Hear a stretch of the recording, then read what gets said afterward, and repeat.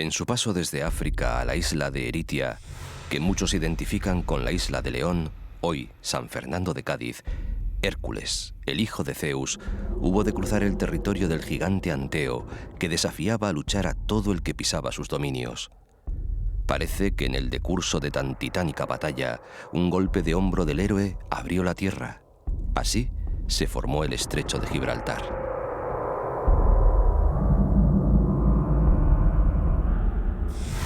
Luego Hércules, para celebrar su victoria, levantó dos columnas, los peñones de Ceuta y Gibraltar.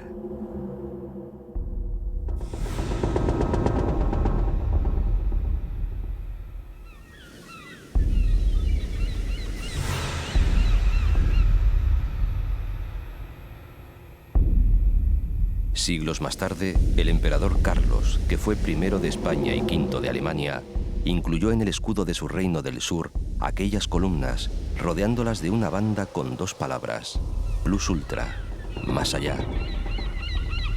Sin duda una alusión a las colonias americanas, aquel imperio en el que jamás se ponía el sol.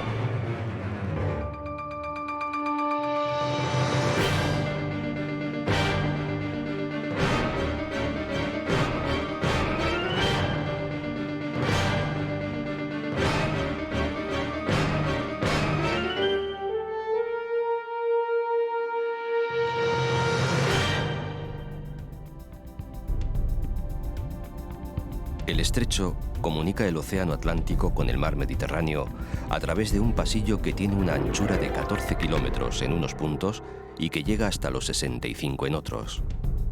Por él han navegado dioses, héroes griegos, guerreros cartagineses, ejércitos romanos, invasores moros, soldados españoles, marinos de toda Europa. Por él han cruzado comerciantes, piratas, aventureros, contrabandistas, exiliados de la política o la fortuna.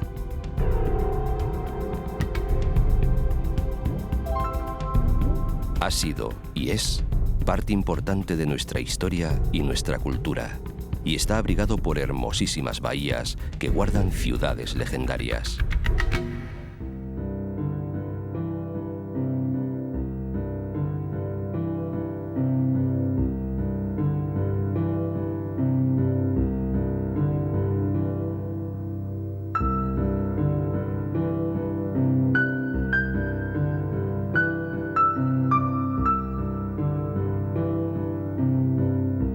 Algeciras, la Isla Verde, la Al Jazeera Al-Adra, llamada así por el impresionante verdor de sus alrededores. Aquí vio la luz Almanzor, aquel caudillo musulmán que fue azote de cristianos. Pero poco se conserva del legado andalusí, porque el último soberano nazarí, Muhammad, dio órdenes de destruir la ciudad antes de escapar y dejarla en manos cristianas. La conquistó en 1344 Alfonso XI el Justiciero, aquel castellano que fuera rey con tan solo un año de edad y que tras vencer en la batalla del Salado trajera los límites de Castilla hasta estas fronteras de agua. Muchos años después, de aquí partieron las fuerzas del general Castaños con una compañía de lanceros algecireños rumbo al glorioso destino de Bailén. Hoy, este puerto, que comenzó siendo un muelle de madera en la desembocadura del río Miel, el de las aguas dulces, es uno de los más importantes de España y de los de mayor tráfico, y todos los años celebra, porque una celebración es la vuelta a casa, el paso, en un sentido o en otro, de miles de personas que vuelven a África o a España y Europa.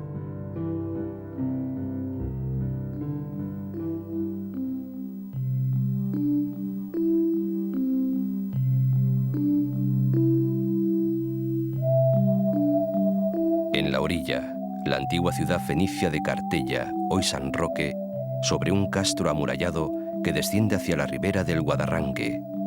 Pomponio Mela, escritor de la primera mitad del siglo I, que era natural de esta bahía de Algeciras, señalaba: más adelante se abre un golfo en el cual está Cartella, que algunos creen es la antigua Tartesos.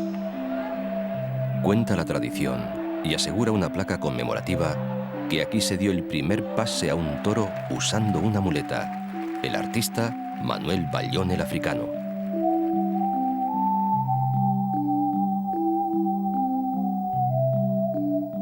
La ciudad de la Línea, cuyo nombre proviene de la línea de fortificaciones que mandó edificar Felipe V en su lucha contra los ingleses, fue prácticamente destruida en 1810 durante la Guerra de Independencia. Ahora se levanta de nuevo en el extremo opuesto de la bahía.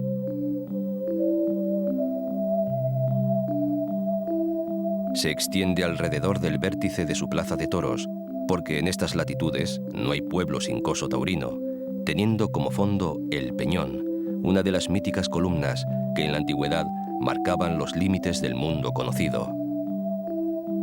El Peñón es como la punta de una lanza, montaña áspera, recortada hacia levante, febril y bulliciosa hacia poniente, donde surge, entre un dédalo de estrechas calles, el pueblo de Gibraltar, Jebel Tarik, el monte de Tarik.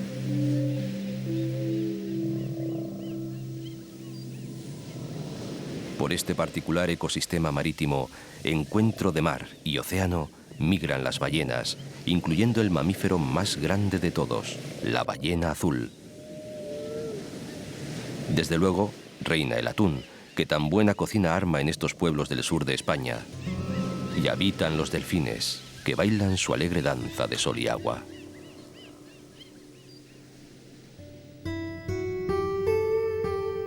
Por la bahía de Algeciras ha habido siempre una picaresca que retratan muy bien los versos de José Carlos de Luna. Barquito de vela, ¿a dónde va? A Gibraltar. ¿Me quieres llevar? No, hijo, que voy a un alijo en la calle Real. Me espera un judío y un moro y un señor principal, que tiene de todo: caballos, palacios y un barco a motor, y una amiga en la Línea, y otra en Algeciras y otra en el Palmone.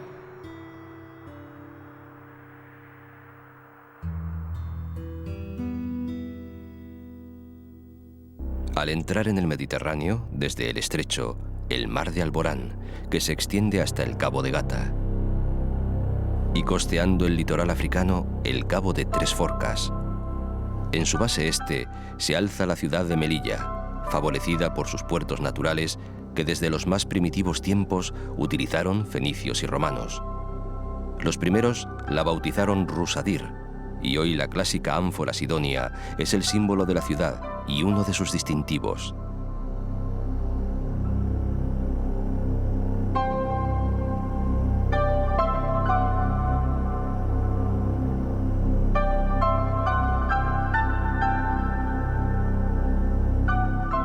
En poco más de 12 kilómetros cuadrados, playas de fina arena, una costa llana y ligeramente ondulada hacia las laderas del macizo del Gurugú y la pequeña península en la que se ubicó la ciudad vieja. Las murallas que la defienden, cargadas de historia, alientan la leyenda de épicos lugares y grandes hazañas. Leyendas y secretos se esconden en sus fosos comunicados que parecen enlazar alturas con bajíos, cimas con simas.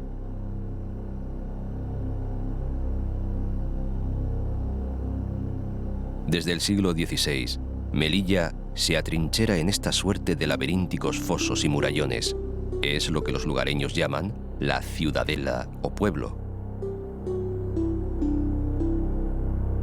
Fue una batalla, la de Huadrás, en 1860, la que obligó a establecer los límites actuales de la ahora ciudad autónoma. Una guerra que propicia una época de esplendor, un nuevo urbanismo trazado por ingenieros militares y una arquitectura de estilo Art Nouveau y Art Déco que la convierten en una de las ciudades mediterráneas más importante en el estilo modernista.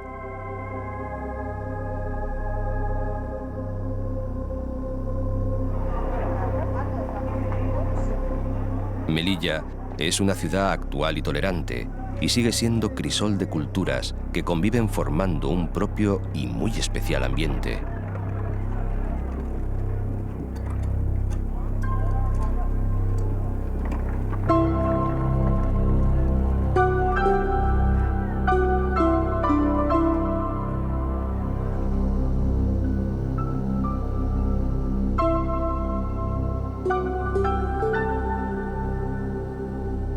Las Islas Chafarinas, al este de Melilla, fueron en tiempos pasados, como casi todas las de ese litoral, refugio de piratas y ladrones. De ahí les viene el nombre, pues en uno de los dialectos árabes de la zona, chofar quiere decir ladrón. Hoy son reserva y estación biológica y han tenido importante papel en la conservación de la gaviota piquirroja, que ha estado en peligro de extinción.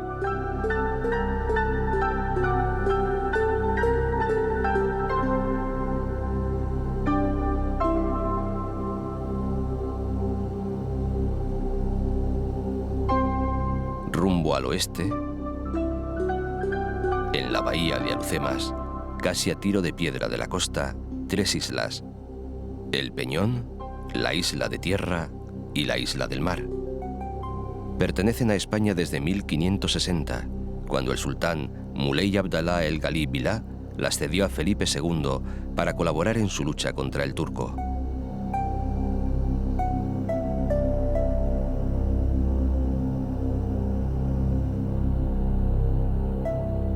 Siguiendo la singladura, el Peñón de Vélez de la Gomera, en la desembocadura del río Bades, un gran peñasco triangular unido por un pequeño puente de madera a una isleta llamada de San Antonio.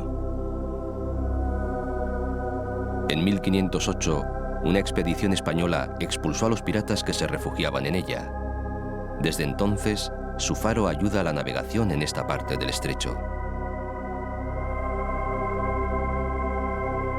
Y casi en el extremo más alto del mapa de África, frente por frente al Peñón de Gibraltar, la otra columna, Ceuta.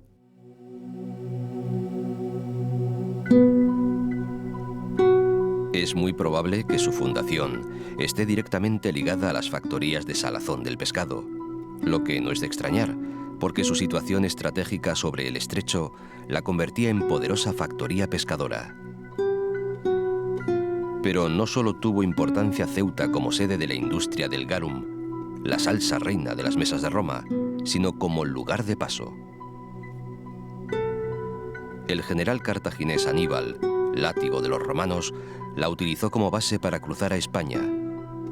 Derrotados los cartagineses, fue considerada, juntamente con Tánger, capital de facto de la Hispania Nova Ulterior Tingitana.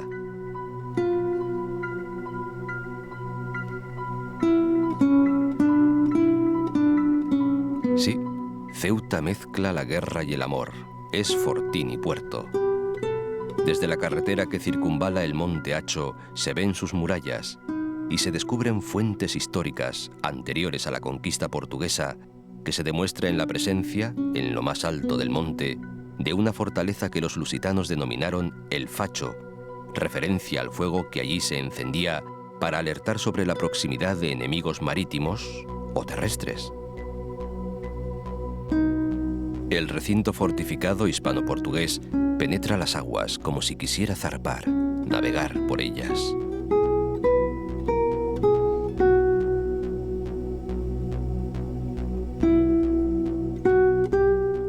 Hermoso contraste el de las piedras del murallón fortificado con los lagos artificiales del lúdico Parque Marítimo del Mediterráneo, obra modernísima del artista canario César Manrique.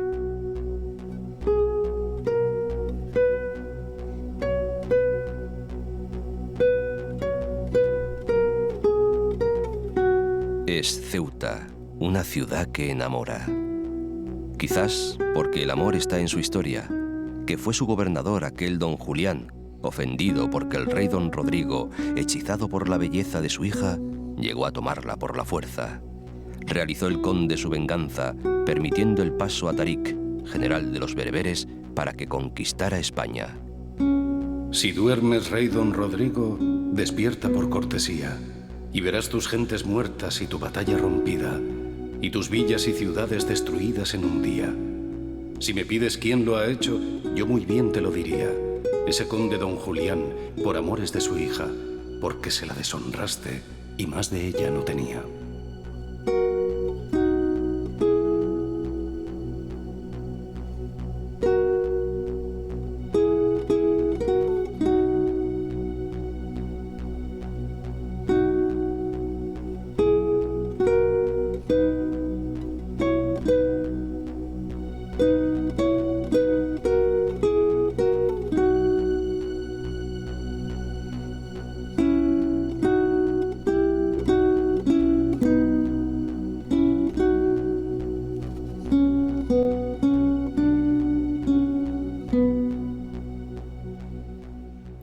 animamos a cruzar el estrecho.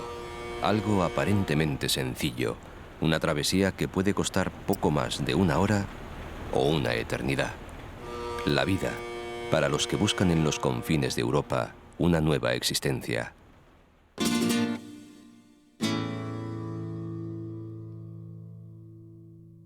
Ante el Cabo de Tarifa se unen las aguas del Océano Atlántico y del Mar Mediterráneo. Quizás es el maridaje de ambos mares lo que provoca las olas y el viento tan propicios para practicar una de las actividades acuáticas más en boga, el windsurf.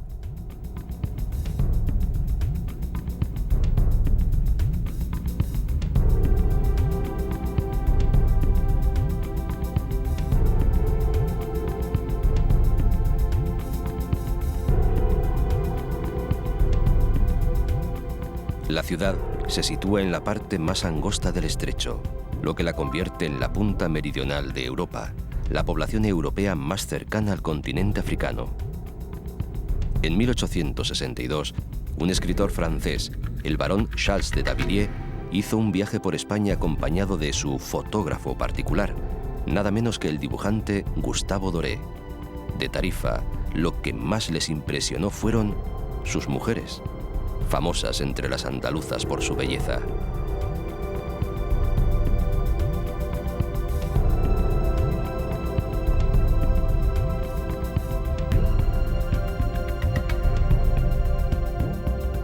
La invasión musulmana del año 711 es un hito en la historia de la península ibérica. Sabemos que Tarik desembarcó en el monte Calpe, que desde entonces se llamó Jebel Tarik, Gibraltar. Pero 1 año antes ya había hecho exploraciones otra expedición, al mando de un oscuro y extraño personaje del que no se sabe si era árabe, bereber o un español renegado, y al que daban el nombre de Tarif Ben Malik. En su exploración desembarcó, como era lógico, en el punto más cercano a la costa africana. Seguramente iban disfrazados de pescadores de atunes, eficaz atuendo para llegar a unos pueblos que vivían de la industria de la salazón. Desde entonces se llamó Tarifa. Siglos después, el rey Sancho el Bravo la reconquistó. Pero volvió a ser atacada por un ejército granadino aliado con el infante Juan, el traidor hermano del rey. Fue entonces cuando tuvo lugar la gesta de Alonso Pérez de Guzmán, a quien para siempre llamaron el Bueno. Los sitiadores tenían en su poder a su hijo y lo conminaron a entregar la plaza o a verlo morir al pie de la muralla. El trágico final lo cuentan las crónicas.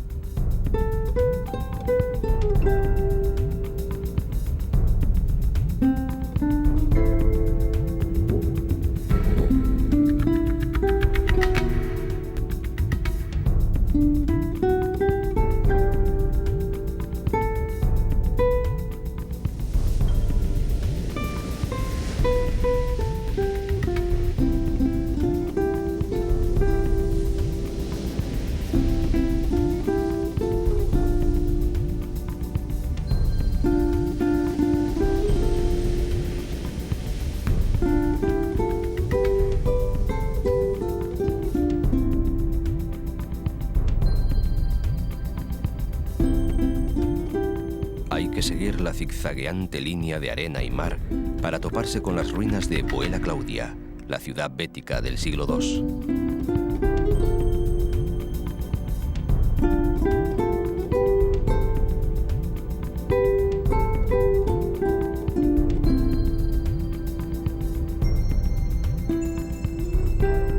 Las sierras de La Plata y San Bartolomé forman un arco que deja casi encerrada entre montañas a la ciudad romana, que se abre al mar por la ensenada de Bolonia, su mejor vía de comunicación con el exterior. En la playa de los Lances desembocan 3 cursos fluviales, el arroyo Salado y los ríos de la Vega y de la Jara. Los avatares de la Reconquista convertirán esta zona en línea fronteriza despoblada, hasta el punto que Alfonso XI, que la conocía bien, sabiendo sus dificultades, proclamó un perdón real para los criminales que se establecieran aquí al menos 1 año y 1 día. El rey moriría víctima de la peste negra durante unas operaciones militares en Gibraltar.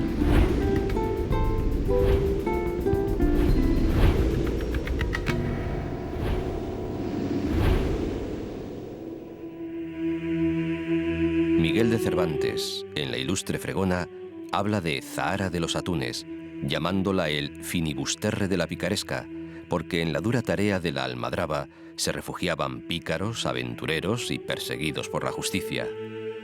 La almadraba, ingenio de los tartesos, fue luego arte de provecho, industria importante para todos estos pueblos del sur que supieron sacar partido al paso de los atunes en su largo viaje desde el círculo polar ártico y las costas noruegas hasta el mar Mediterráneo. Hoy, frente a donde se localizaban esas almadrabas, se erigen modernas urbanizaciones. En los inicios del siglo XIV, Zahara, que significa flor en árabe, es cedida con el territorio de Vejer al bueno de don Alonso Pérez de Guzmán, con el que comienza el señorío de los Medina Sidonia. A su torre castillo se refiere Cervantes cuando escribe: «Pero toda esta dulzura que he pintado tiene un acíbar que la amarga, y es no poder dormir sueño seguro, sin el temor de que en un instante los trasladan de Zahara a Berbería. Por esto las noches se recogen a unas torres de la marina, y tienen sus atajadores y centinelas».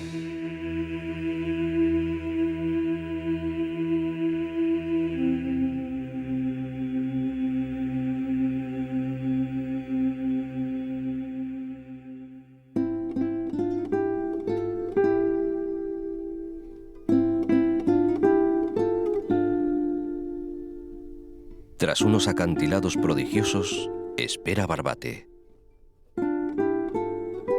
No dejan de impresionar sus marismas, lugar privilegiado, parada y fonda en las rutas migratorias de chorlitejos, patinegros y correlimos que llegan exhaustos hasta este pequeño gran paraíso procedentes del continente africano.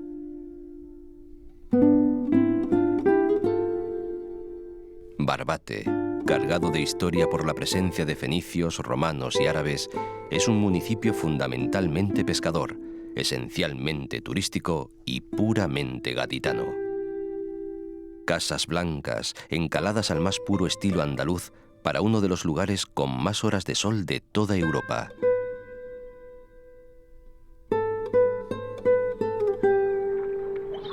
Y en su entorno todavía se puede vivir la belleza salvaje del último paraíso de estas costas.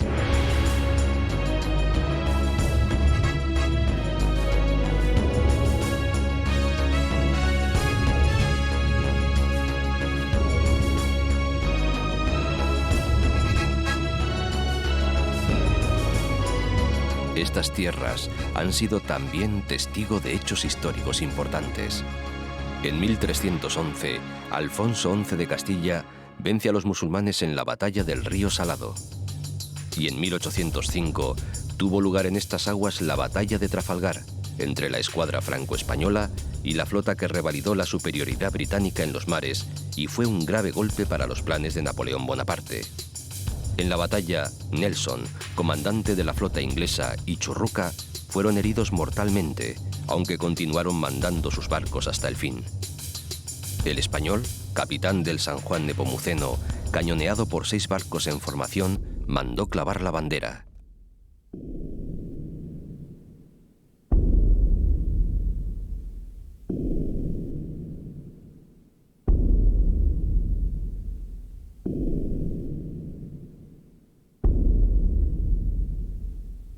En la batalla murieron él mismo, el primer oficial, otros oficiales y 152 tripulantes.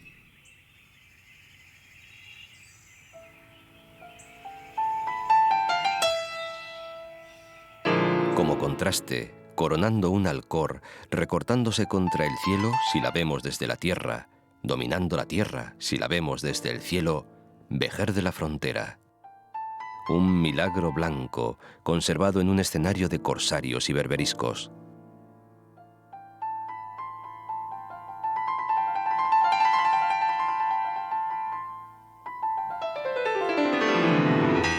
Entrando por cualquiera de las 4 puertas de su muralla, es fácil perderse en el laberinto de calles estrechas y empinadas de exótico sabor islámico. Cuenta la leyenda que cuando los moros fueron expulsados de España, un emir marroquí, enamorado de una vejeriega, se la llevó a Marruecos y le construyó una ciudad a imagen y semejanza de Vejer. esa ciudad sería la actual Chauen.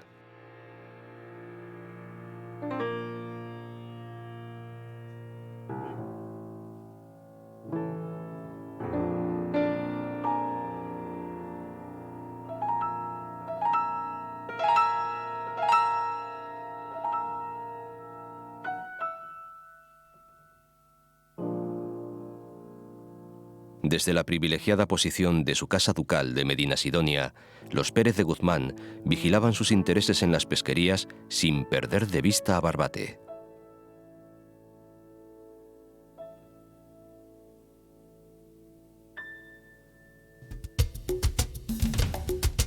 Los caños de Meca se funden con el mar. Tan fantástico paisaje fue colonizado por fenicios y romanos que instalaron numerosas almadrabas, dejando ya para siempre la semilla de la vocación atunera, y tanto asombró este pedazo de costa a los musulmanes que por la abundancia de manantiales, cuyo sonido se confundía con el del mar y la belleza de cuanto les rodeaba, lo bautizaron con el nombre de la sagrada ciudad de la Meca. Hoy, entre las arenas y el agua, se esconden gaviotas y rapaces como el halcón peregrino, mientras las torres vigías permanecen ancladas en la roca, diríase que un tanto frustradas, sin tener ya piratas enemigos sobre los que alertar.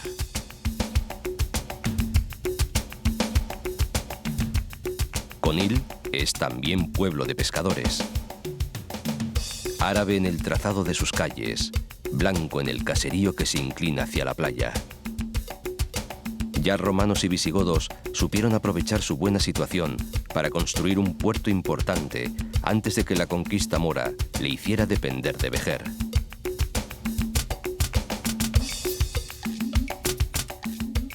Los escarpados verticales de Cala Encendida anuncian el camino de Cádiz.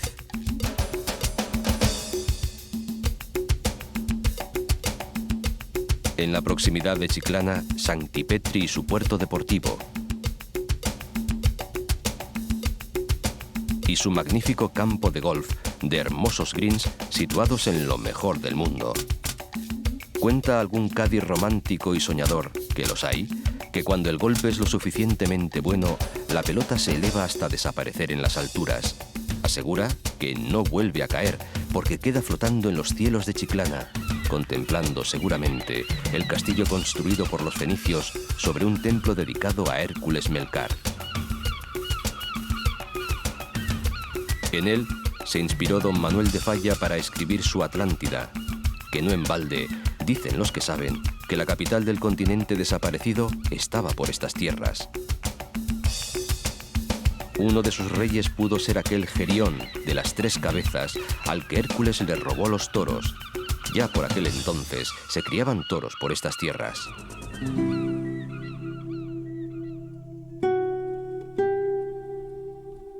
Chiclana es pueblo de marineros y labradores, toda una vida entre el mar y la tierra.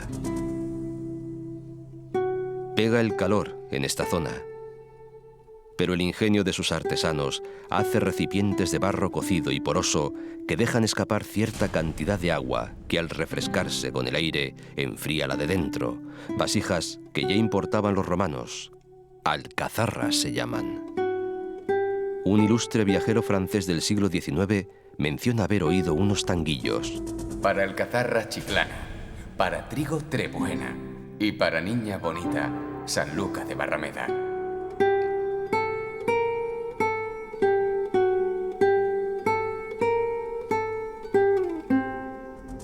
Aquí en Chiclana, en el año 1805, nació Francisco Montes, que en toda España sería conocido como Paquiro, uno de los toreros más importantes de la historia de la fiesta, autor de Tauromaquia Completa, el primer libro donde se deja, negro sobre blanco, el arte del toreo.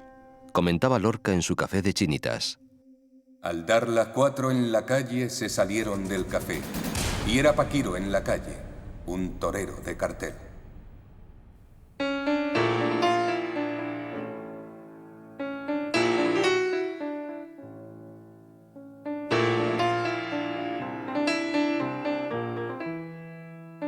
En la isla de León se ubica una de las mayores ciudades de la bahía de Cádiz, San Fernando, o la isla, patria chica de Camarón. chato de la isla dice por alegrías: Un baluarte invencible es la isla de León, porque con los gaditanos no pudo Napoleón.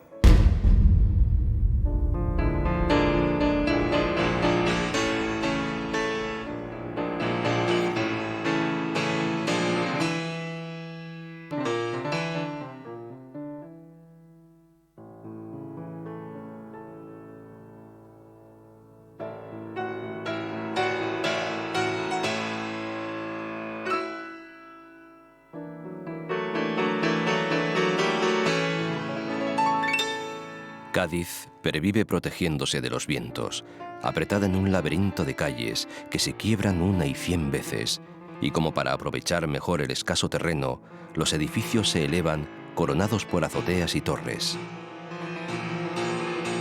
La peculiar arquitectura de las casas contrasta con el ayuntamiento, en el que en 1810, en plena guerra de la independencia, reinando en el país José Bonaparte y estando sitiada por la Armada francesa, Cádiz se convierte en capital del reino independiente y bastión liberal. Con las bombas que tiran los fanfarrones, se hacen las gaditanas tirabuzones.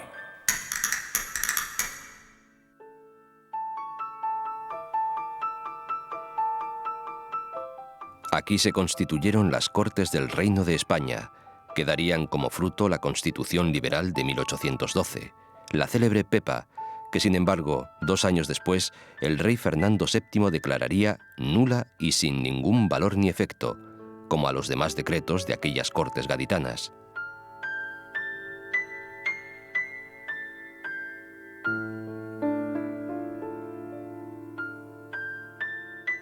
Es evidente que Cádiz fue siempre puerto. Desde los tiempos mitológicos de Hércules, como aseguran algunos, o desde que los fenicios llegaron de Tiro, allá por el 1100 a.C., y decidieron que aquel peñón varado entre 2 aguas podría ser buen lugar para fundar una ciudad. Y le dieron el nombre de Gadir, lugar cerrado, acogedor.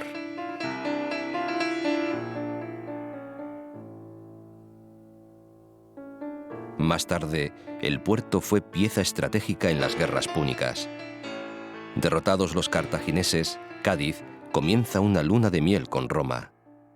De Cádiz habían de ser los vinos, de Cádiz habían de ser las cerámicas y las ánforas, de Cádiz habían de ser los caballos, pero sobre todo, de Cádiz deberían ser las bailarinas, las improbe gaditane, como las llama Marcial, el poeta hispano-romano. Fueron célebres en todo el mundo conocido por sus bailes voluptuosos y por su manera de hacer repiquetear las bética crusmata, o sea, las castañuelas.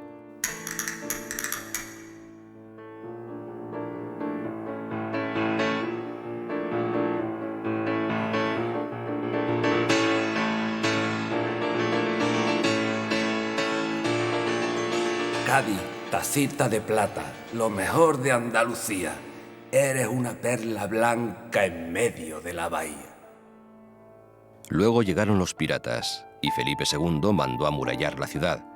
Defensas que envuelven toda la isla, testigos de asedios y combates. Ante ellas se situaron fuerzas inglesas, holandesas y francesas. Torre Tavira fue parte del llamado Palacio de los Marqueses de Recaño, y una más, tal vez la principal, de las más de 160 torres que en el siglo XVII tenía Cádiz para vigilar sus puertos, construidas por los ricos comerciantes que controlaban desde casa la llegada de sus barcos.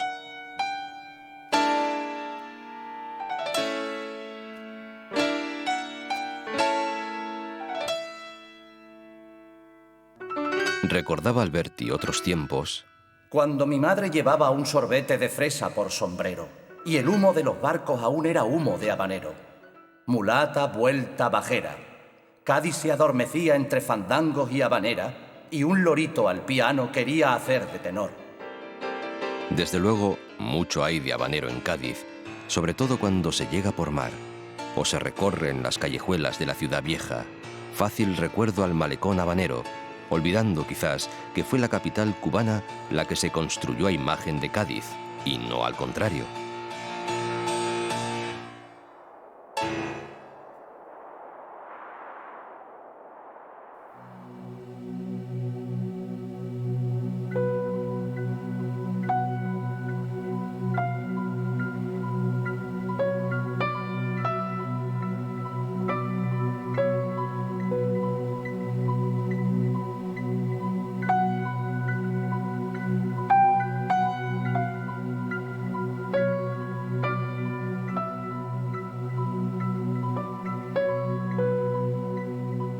Caño del Trocadero separa la isla de la tierra continental.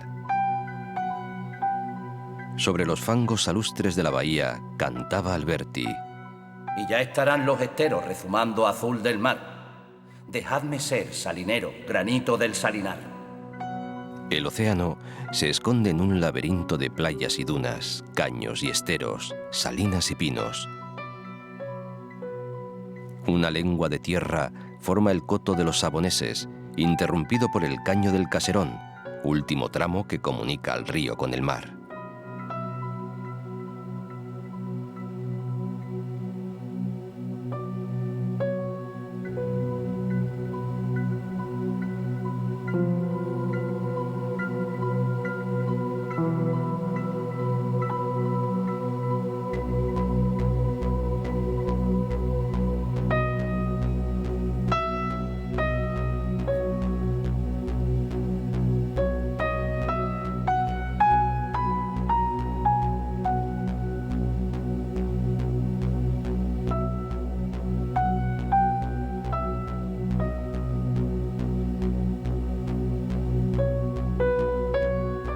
El puerto de Santa María está en la desembocadura del Guadalete, o Río del Olvido.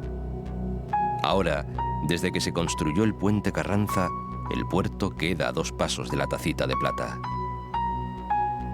Conoció su máximo apogeo a lo largo del siglo XVI, cuando fue sede de la Capitanía General del Mar Océano, asentamiento de la flota de Indias y punto de partida y arribada de los barcos que iban al descubrimiento. Fue lugar de residencia de Cristóbal Colón, que consiguió aquí que el cántabro Juan de la Cosa pusiera a su servicio la nao Santa María, con la que descubrirían América.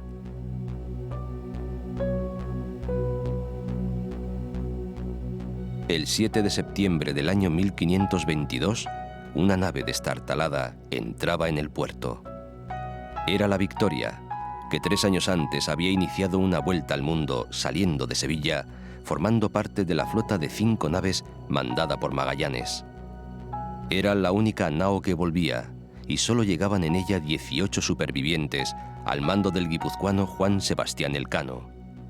Pero habían dado la vuelta a la tierra y traían un tesoro del que todavía disfrutamos, el conocimiento de muchas nuevas especias.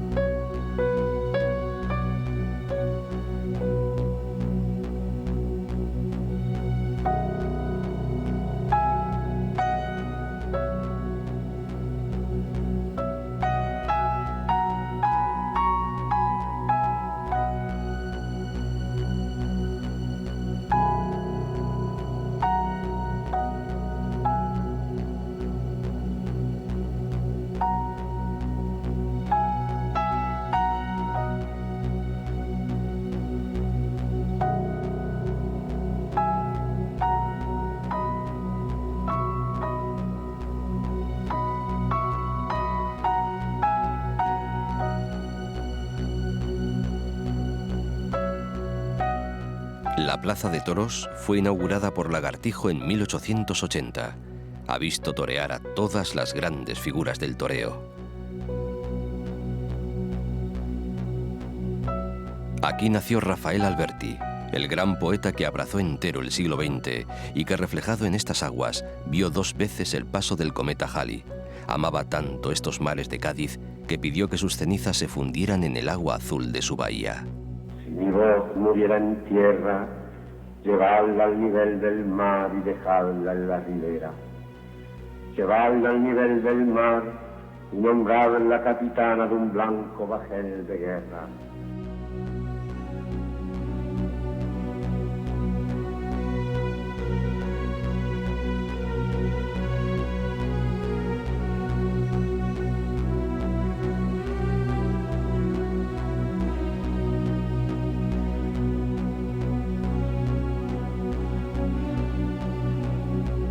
Puerto Serri es el puerto deportivo, moderno y coqueto en el que amarran yates y lanchas que contrastan con la rusticidad del modesto vaporcito, que es como el transporte oficial.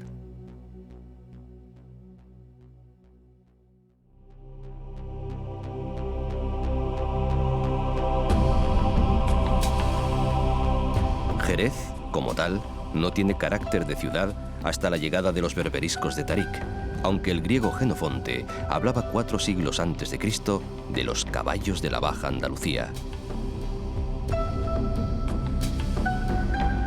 Para que no le falte de nada, a lo largo de su historia ha sido influenciada por distintas culturas, y de ahí sus nombres: la Shera fenicia, la romana Ceret, la Sherish musulmana y finalmente la Sherez, Jerez cristiana.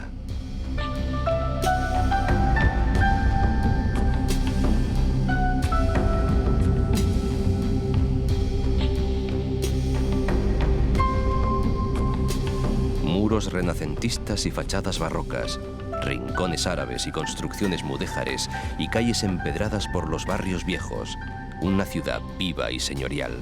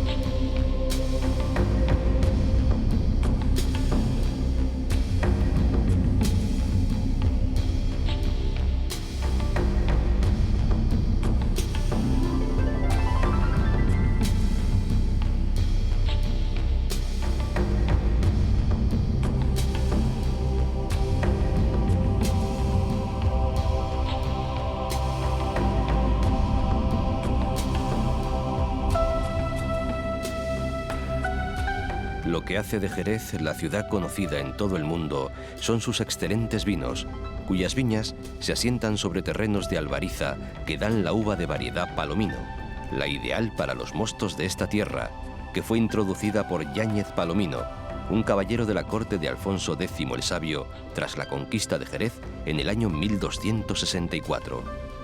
Luego, a la uva Pedro Jiménez parece que la trajo allá por el 1680 Pieter Siemens, un soldado alemán de los tercios de Flandes.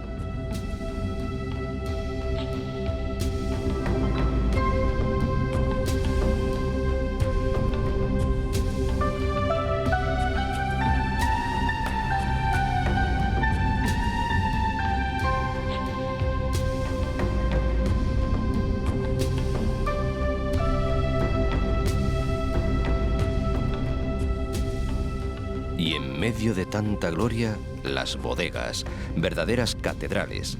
Dicen que los jerezanos levantaron la mejor casa para el mejor vino. Un buen aficionado a estos caldos y excelente propagandista fue William Shakespeare, que puso en boca de uno de sus mejores personajes, el grueso y jocundo Falstaff: si 1000 hijos tuviera, el primer principio humano que les enseñaría sería abjurar de toda bebida insípida y dedicarse al Jerez.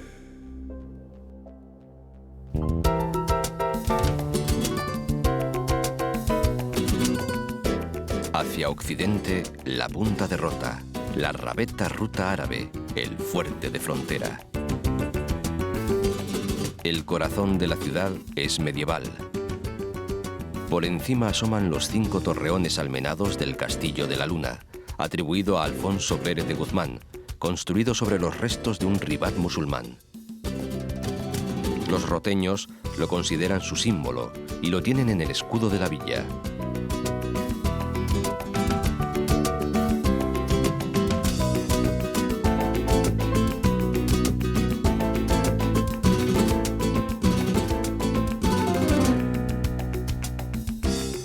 Por el arco de regla se salía para dirigirse hacia Chipiona, que no es mal camino. La costa se sucede en largas playas atlánticas.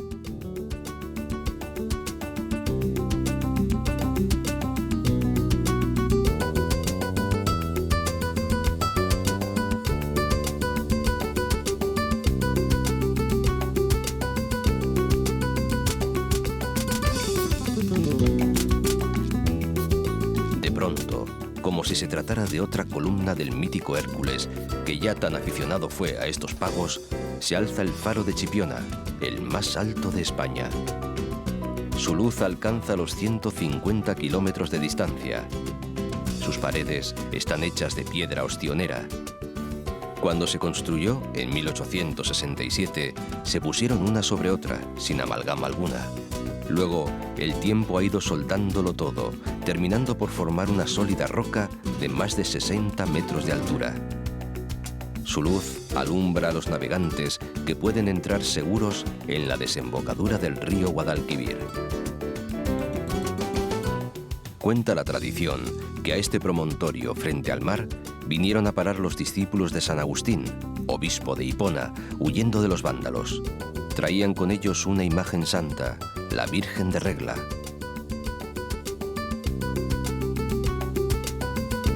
Chipiona fue a finales del siglo XIX balneario y localidad de veraneo de la aristocracia. Aquí acudían los duques de Montpensier y con ellos sus 3 hijas. Una de ellas, María de las Mercedes, fue la malograda esposa de Alfonso XII, rey de España.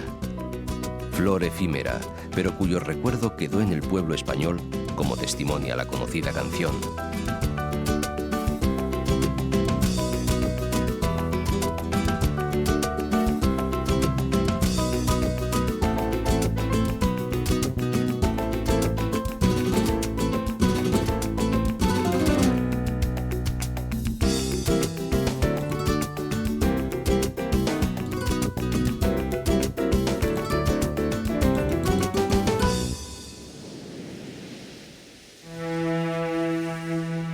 Comenzó esta aproximación al sur del sur por el estrecho, Gibraltar y Ceuta, las columnas de Hércules que ostentaron el lema Non plus ultra, nada más allá. Y lo termina en Sanlúcar, surcando los cielos sobre el estuario del Guadalquivir. Siguiendo a los flamencos de Doñana, que vuelan hacia parajes más cálidos, más allá, siempre más allá.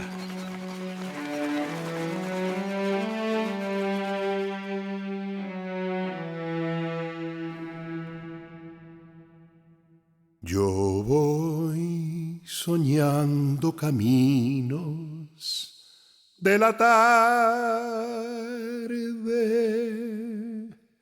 las colinas doradas, los verdes pinos.